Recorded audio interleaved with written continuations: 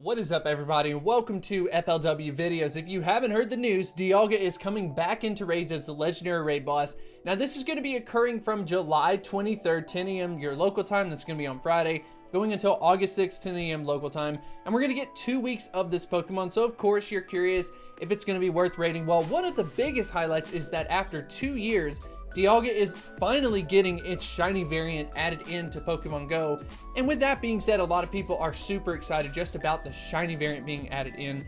But regardless of that, what we're going to be doing in today's episode is talking about the top counters to go up against Dialga. I'm actually going to give some tips that I experienced from GoFest, so we're going to be exploring some additional options that may sort of be like a top pick in certain scenarios, and then also talk about what the heck to do against Draco Meteor, because that move is just incredible to go up against. But anyways, I hope you do enjoy this episode. If you do enjoy it and you find it helpful, make sure to smash that like button and subscribe. But without further ado, let's go ahead and get into the video.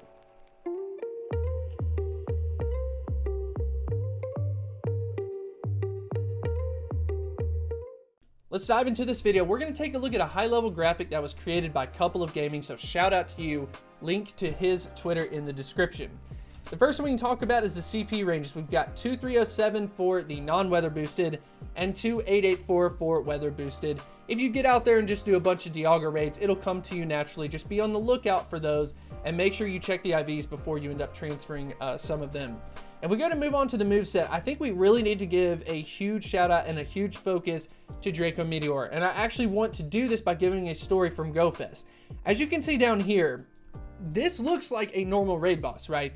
2 to 6 trainers, hey, that's no problem. That's what we see out of other legendary raids. So there's no red flag that you would need to take any extra precaution. But when you go up against Draco Meteor, the first one that I did for GoFest, I had 2 full teams faint. So I had like level 40 Machamps. When they got hit by Draco Meteor, it literally nuked them. They just got completely wiped out. And I ended up going through 2 teams. And for the time to win, we beat it really quickly. The problem is not the time to win, like, are we going to beat this raid boss? It was, how many feints is it going to take? How many Pokemon is it going to take down Dialga? So what I'm going to recommend is when you go up against Draco Meteor, consider dodging.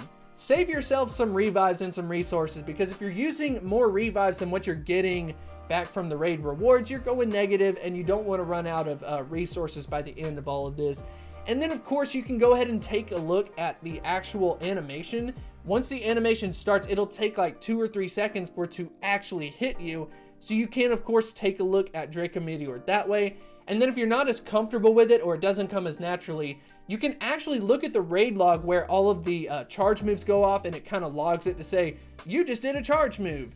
Well, it actually does it for the raid Pokemon as well. And what it will do is it will say Dialga used Draco Meteor, and then a couple seconds later it will actually end up hitting you. So that's pretty cool that it shows it in the log before it actually does the move. So make sure you check that out. Hopefully that is helpful, but I would highly recommend dodging, going up against Draco Meteor, and saving your resources. For the weaknesses, we've got fighting and we've got the ground type. Now, for the most part, people tend to use the fighters, but the way that I look at this, especially when we head over to Pokebattler, what you're going to see is, for the most part, we've got the fighters just putting out that damage, and they end up acting a lot like glass cannons. So it could make a lot of sense to kind of anchor your team maybe with some of these more dense ground types at the end of your party. That way you can just stick with your first 6 and you don't end up going into the next set of Pokemon. But huge shout out to Lucario. It's doing the best when you exclude Shadows and you exclude Mega Pokemon. Lucario has the best time to win, so I'm excited about that. I finally have one up to level 40, so I'm definitely going to be using that. Conkeldur's great. Machamp is such a solid option. It's been such a great Pokemon throughout this entire time, and it's only going to get beat by itself with the Shadow version of Machamp as far as that time to win. So Shadow Machamp technically gets the best time to win out of all of these. And then you've got some great ground type Pokemon to consider. Excadrill is a super budget option. It's a non-legendary. It only requires 50 candy to get it up to its evolution. So Excadrill, I wouldn't be surprised if you end up seeing quite a bit of Dialga, or in Dialga raids you see a lot of Excadrills there.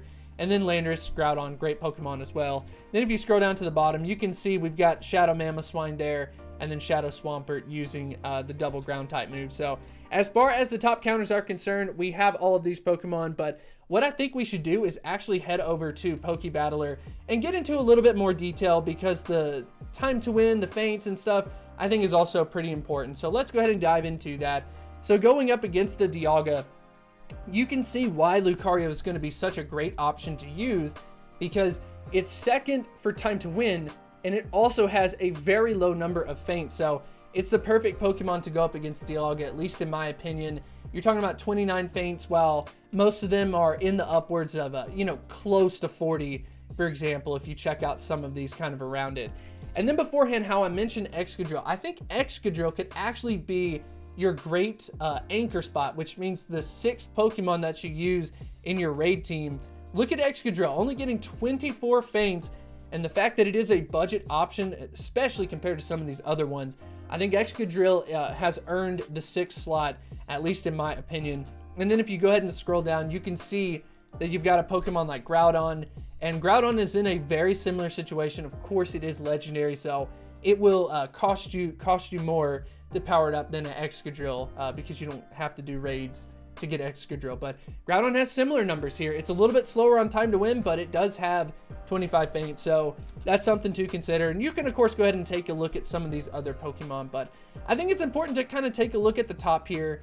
And what we can do is we can actually go ahead and filter out some of these Pokemon, so you can see like what the best non-legendary options are. It kind of cleans it up a little bit. Breloom is a little bit of a surprise, but because of the number of feints, I don't think it's going to end up being worth it. Hariyama seems to be pretty good. I think Shadow Hariyama would be a fun one to use as well. And then finally, you find yourself using something like a Garchomp. That's not going to be a bad one unless you go up against Dragon type moves. So Garchomp is a little bit iffy. So I don't know if I'm going to end up recommending Garchomp on that. So the last thing I want to do is go ahead and take a look at a specific moveset where we go up against, Draco Meteor. So Pokebattler has it listed that Metal Claw and Draco Meteor are the hardest movesets to go up against, and then it's also followed by another combination of Draco Meteor. So basically, it's Draco Meteor that's tough to go up against. If you go ahead and take a look at some of these Pokemon, maybe something to consider, because it's on time to win right now, but if we go ahead and switch it over to something like Estimator, that's going to consider multiple things in there. So Lucario still seems to be a very good option, so I would highly recommend using Lucario for this. But anyways, I hope you did enjoy this episode. Hopefully it is helpful and helps you get prepared to take down Dialga, because I know you're going to get out there and raid the heck out of it. And if you're curious for the reasons why you should raid it, I'm actually going to be uploading a deep dive tomorrow to really kick things off, so make sure that you are subscribed and turn on your notifications for that. But anyways, thank you so much. Let me know what you plan to use against your Dialga. Go ahead and let me know what Pokemon you want. Any fun ones, for sure, put it in that comment section below, and I will see you next time. But not without giving a huge shout out to the supporters over at Patreon. We have an exclusive Discord server for all the patrons. We're having a ton of fun. We're coordinating for raids. We did a ton of Mewtwo raids, and you're just connecting with fellow Pokemon Go players. So if you're interested in supporting the channel and doing that, make sure to check out the Patreon link in the description below, and I will see you next time.